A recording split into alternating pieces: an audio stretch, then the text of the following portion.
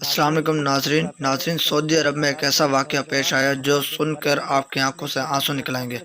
मोहम्मद मुरसल जो कि आले रिज़ कबीला से थे, वो किसी तकरीबात में गए हुए थे। वहाँ पर उनसे जाने अनजाने में अपने कज़न का कत्ल हो जाता है। जाने अनजाने में ही सही, लेकिन मोहम्मद मुरसल से कत्ल तो हो जाता है, तो सऊदी अरब के कानून के मुताबिक उन्हें फांसी दी जाती है।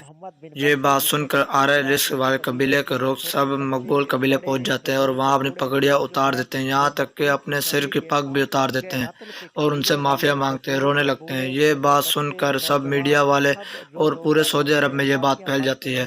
तो सब लोग यही कहते हैं कि उन्हें माफ़ कर देना चाहिए, सब लोग यही कहते हैं उन्हें माफ़ कर देना चाहिए। यहाँ तक कि पुलिस के लोग भी यही कहते थे कि उन्हें माफ़ कर देना चाहिए, मोहम्मद बिन मुरसल को माफ़ कर देना चाहिए। लेकिन सऊदी अरब के कानून के मुताबिक ये यही होना था कि उसको फांसी दे दी जाती है और सभी लोग रहते हैं, यहाँ तक कि पुलिस वाले, सऊदी अरब, पूरा सऊदी अरब के लोग रोते हैं। सब बस यही कहते हैं कि हमें माफ़ कर दें, मोहम्मद बिन मुरसल को माफ़ कर दें, लेकिन मकबूल कबीले के लोग नहीं मानते और उस बेचारे को फांसी हो जाती है।